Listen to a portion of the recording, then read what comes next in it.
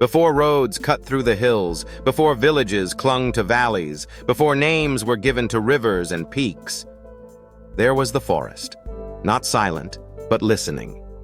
Not empty, but aware. The Black Forest rises like a shadow along the western edge of Germany, its dark canopy swallowing light and softening sound. Step beneath its trees, and the world changes. The air grows cooler. Time seems to loosen its grip. The forest does not reveal itself all at once. It invites patience. Mist drifts between trunks like unfinished thoughts. Sunlight filters down in thin, trembling strands, never fully reaching the ground. Every path feels older than memory, every clearing like a secret briefly allowed to exist. For centuries, travelers believed this forest watched them as closely as they watched it. Romans feared its depth. Medieval villagers whispered of spirits and unseen eyes. Storytellers filled its darkness with wolves, witches, and warnings. Yet people returned again and again, drawn by something deeper than fear. The Black Forest is not simply a collection of trees. It is a living presence shaped by stone and water, myth and survival. It holds the sources of great rivers, the scars of ancient ice, and the echoes of countless lives lived at its edge. This is a place where nature does not dominate, it endures. Where history does not vanish, it settles into the soil. And where the forest, even now, seems to watch back. The Black Forest, known in German as the Schwarzwald, stretches across southwestern Germany, forming a long, elevated massif along the eastern side of the Rhine Valley. From north to south, it extends for nearly 160 kilometers, rising gradually from rolling foothills into rugged highlands shaped by deep valleys and steep ridges. Its geological story begins hundreds of millions of years ago, long before forests or rivers existed here. The foundation of the Black Forest was formed during the Variscan orogeny, a massive mountain-building event that occurred roughly 300 million years ago when ancient continental plates collided. These immense forces pushed deep, crystalline rocks, primarily granite and gneiss, toward the surface, forming the core of the region. For millions of years, erosion wore these ancient mountains down. Then, during the Cenozoic era, the land was reshaped once more by a dramatic geological event, the formation of the Upper Rhine Rift Valley. As the Earth's crust stretched and fractured, the Rhine Valley sank while the Black Forest rose along its eastern edge. This uplift created the forest's steep western slopes and its sharp contrast with the flat Rhine plain below. This tectonic movement defined the forest's dramatic topography. Narrow river valleys cut deep into the uplifted land, while high plateaus and rounded summits formed above. The highest of these peaks, Feldberg, reaches 1,493 meters above sea level and stands as the roof of the Black Forest. During the last ice age, glaciers advanced across the higher elevations, carving cirques, steep walled basins, and U-shaped valleys. As the ice retreated, it left behind glacial lakes such as Lake Titisee and Lake Schluchsee, which today reflect the sky like fragments of ancient mirrors. Moraines and smoothed rock surfaces remain as quiet evidence of a frozen past. Water plays a central role in the geography of the Black Forest. Countless springs emerge from its slopes, fed by heavy precipitation and porous rock. Most famously, the forest is home to the source of the Danube River, one of Europe's great waterways. Beginning as two modest streams, the Bregasch and the Breg, the Danube flows eastward for thousands of kilometers, carrying the forest's waters across an entire continent. The terrain is both protective and isolating. Steep valleys and dense woodland once made travel difficult, separating communities and shaping distinct local identities. This isolation preserved traditions, dialects, and ways of life that endured for centuries. The Black Forest's geography is not grand in the way of towering alpine peaks. Instead, it is intimate and enduring, a landscape shaped slowly by pressure, ice, and time. Every ridge and valley tells a story written not in words, but in stone. The Black Forest is shaped as much by weather as by stone. Its climate moves quietly through the landscape, leaving its mark on every tree, valley, and stream. Moist air masses arriving from the Atlantic are forced upward by the forest's rising terrain, cooling as they ascend and releasing their moisture in rain and snow. As a result, the Black Forest is one of the wettest regions in Germany. Rainfall is frequent and generous, especially along the western slopes. Higher elevations experience long winters where snowfall can linger well into spring. The forest's peaks disappear beneath thick white layers, and silence settles over the land, broken only by wind moving through branches. In contrast, summers are mild and green, rarely harsh, allowing the forest to breathe slowly rather than burn beneath intense heat. This climate gives rise to a remarkable variety of natural landscapes. At higher altitudes, dark, coniferous forests dominate, their dense canopies forming a shadowed ceiling that absorbs sound and light. These high forests feel ancient and enclosed, with limited undergrowth and a sense of stillness that can feel almost sacred. Descending into the valleys, the forest opens. Mixed woodlands of beech, oak, and maple appear, especially in sheltered areas where sunlight reaches deeper into the soil. Here, the land feels more welcoming. Streams sparkle, birdsong is more frequent, and the forest floor supports a richer diversity of plants. One of the Black Forest's most distinctive landscapes is its high moorlands and peat bogs, formed in areas where water accumulates and drains slowly. These wetlands act as natural reservoirs, absorbing rain and releasing it gradually into rivers and streams. They are quiet, fragile environments, where mosses and grasses thrive in acidic soil, and footprints linger long after they are made. Meadows and open pastures interrupt the forest in carefully shaped clearings. These spaces are largely the result of human activity, created through centuries of grazing and farming. In summer, they bloom briefly with wildflowers before retreating again under mist and shadow. Their openness offers contrast, allowing the vastness of the surrounding forest to feel even more profound. Fog is perhaps the forest's most defining atmospheric element. It drifts in without warning, reshaping the landscape and blurring distance. Paths vanish, trees become silhouettes, and familiar places feel newly mysterious. For centuries, this shifting visibility has fed the Black Forest's reputation as a place where certainty dissolves and imagination fills the gaps. Life in the Black Forest does not announce itself loudly. It moves beneath a veil of shadow and patience, shaped by cold winters, damp soil, and filtered light.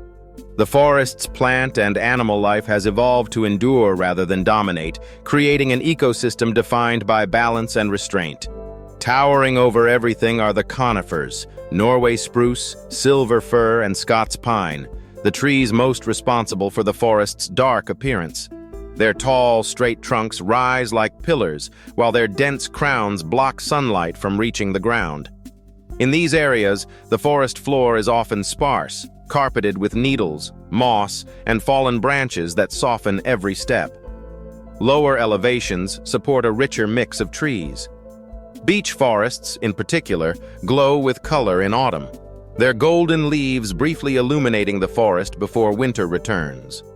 Oak, maple, and ash add diversity, creating layered canopies that allow more light to reach the understory. Mosses, lichens, and ferns thrive in the damp shade, clinging to rocks and tree trunks. Fungi are especially abundant, appearing after rain in countless forms and colors. Long before modern science, these mushrooms were regarded with both fear and reverence, symbols of decay, rebirth, and the unseen processes that sustain the forest. Animal life remains largely hidden. Red deer move at dawn and dusk, their presence often announced only by the sound of branches breaking or distant calls echoing through valleys. Roe deer graze quietly along forest edges, while wild boar roam at night, turning soil in search of roots and insects. Predators are few but significant. The Eurasian lynx, once extinct in the region, has slowly returned through conservation efforts. Elusive and rarely seen, it embodies the forest's secretive nature, proof that wilderness can reclaim space if given time. Foxes, martens, and badgers fill the quieter roles of the ecosystem, maintaining balance through subtle interactions. Bird life weaves sound into the forest's silence. Owls hunt beneath moonlight, their calls carrying through misty clearings. Black woodpeckers strike dead wood with powerful rhythm, creating nesting spaces later used by other species. Smaller birds add fleeting moments of music, reminding listeners that the forest is alive, even when it seems still. Insects, often overlooked, form the foundation of the ecosystem. Beetles break down dead wood, pollinators sustain flowering plants, and countless unseen species work continuously beneath bark and soil. The Black Forest's living world is not dramatic in spectacle, it is profound in continuity. Every organism, visible or hidden, contributes to a system shaped by time, shadow, and quiet resilience. Together, they form a living veil, one that conceals as much as it reveals, and endures far beyond human presence. Long before churches rose above the valleys and bells marked the hours, the Black Forest was a sacred realm of shadows. For the early Germanic tribes who lived along its edges, this was not an empty wilderness, it was alive with unseen presence. Trees were not merely wood, they were beings. Springs were not accidents of stone, but gateways. The forest was approached with offerings, caution, and reverence. Ancient belief held that spirits moved freely among the trunks, guardians of water, watchers of paths, and forces tied to wind and weather. Certain groves were considered untouchable, places where cutting a tree could invite misfortune. In these spaces, the boundary between the human world and the spirit world felt thin, easily crossed at dusk or dawn. As Christianity spread into the region, the forest did not lose its power. It changed its language. Pagan spirits became demons, forest gods became devils, and sacred sites were rebranded as places of temptation or danger. Yet the old beliefs never truly vanished. They survived in whispers, in stories told by firelight, and in the instinctive unease travelers felt when night fell beneath the canopy. The Black Forest soon became a landscape of warning tales. Witches were said to gather in hidden clearings, drawing power from moonlight and roots. Wolves were believed to be more than animals, sometimes cursed men, sometimes messengers of darker forces. Travelers who strayed from known paths risked more than getting lost. They risked being claimed by the forest itself. These stories reached far beyond the region through folklore and literature. The Brothers Grimm, drawing from centuries of oral tradition, transformed the Black Forest into the symbolic heart of many fairy tales. In stories like Hansel and Gretel and Little Red Riding Hood, the forest is both obstacle and teacher, a place where innocence is tested and survival demands cleverness and courage. The darkness of the woods mirrors the uncertainty of the human journey. Yet not all folklore painted the forest as hostile. Many tales spoke of helpful spirits, hidden blessings, and quiet rewards for those who respected the land. Woodcutters who listened carefully, farmers who honored old customs, and travelers who moved humbly were sometimes guided safely through danger. Time itself carried spiritual weight. The famous cuckoo clock, now a symbol of charm and tourism, was once deeply symbolic. In an isolated landscape where seasons determined survival, measuring time meant understanding nature's rhythms, when to plant, when to store, when to endure. The forest taught patience, and time was its language.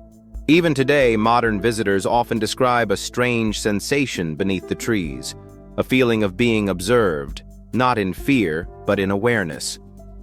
The Black Forest retains a spiritual gravity, shaped not by doctrine, but by depth. It reminds those who enter that some places are not meant to be conquered or explained, only experienced. Human life in the Black Forest has always been shaped by endurance. The terrain was unforgiving, the climate harsh, and the forest itself resistant to easy settlement. Early communities formed cautiously, carving small clearings along valleys and water sources where survival was possible. Roman legions skirted the forest's edges, wary of its density and the tribes who knew its paths. When they did enter, they built roads and outposts, but rarely stayed long. After Rome's influence faded, the forest reclaimed what had been cut, reinforcing its reputation as a place beyond control. Medieval settlement advanced slowly. Monasteries played a crucial role, clearing land, draining marshes, and establishing the first stable agricultural zones. These religious centers became islands of order surrounded by wilderness, anchoring villages that would grow over centuries. Life here was isolated. Steep ridges and dense woodland separated communities, creating strong local identities and distinct dialects. Winters could cut villages off entirely, forcing families to rely on stored food, shared labor, and mutual trust. Architecture reflected necessity. Traditional Black Forest farmhouses were large, low structures with broad, sloping roofs designed to withstand heavy snow. Humans and livestock lived under one roof, sharing warmth and survival. Every beam, every joint was crafted with care. Resources were precious, and waste was a luxury no one could afford. Economically, the forest offered both hardship and opportunity. Timber was abundant but difficult to transport. Over time, specialized crafts emerged. Glassmaking, powered by wood-fired furnaces, flourished deep in the forest. Clockmaking followed, as winter isolation encouraged precision work that could be done indoors. These clocks, carried by traders across Europe, quietly spread the reputation of the Black Forest far beyond its borders. Seasonal migration became common.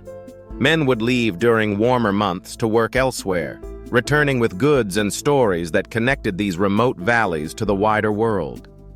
Yet the forest always pulled them back. Identity here was rooted not in wealth, but in land and lineage. Despite wars, plagues, and political change, traditional life endured well into the modern era. Customs, clothing, and festivals were preserved through repetition rather than record.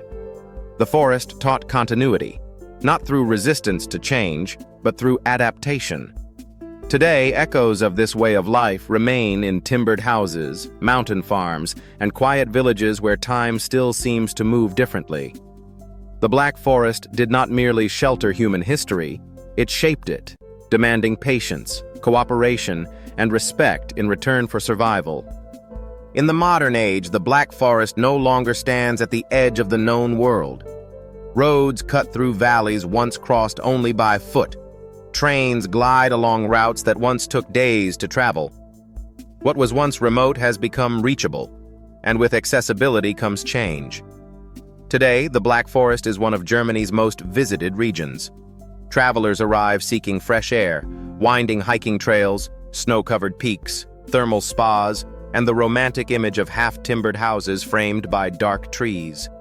Picturesque towns such as Freiburg, Triberg, and Baden-Baden balance history with modern life, welcoming millions each year. Tourism has brought prosperity and preservation in equal measure. Historic farmhouses are restored rather than abandoned. Traditional crafts, clockmaking, wood carving, regional cuisine, survive because they are valued and shared. Well-marked trails invite visitors to explore the forest without losing themselves to it. Yet this attention comes at a cost. The Black Forest is a delicate system shaped by centuries of slow growth. Increased foot traffic erodes paths. Wildlife retreats from popular routes. Infrastructure fragments habitats once continuous. What appears untouched often requires constant management to remain so. Climate change poses an even greater challenge. Rising temperatures disrupt snowfall patterns, shortening winters and stressing ecosystems adapted to cold conditions.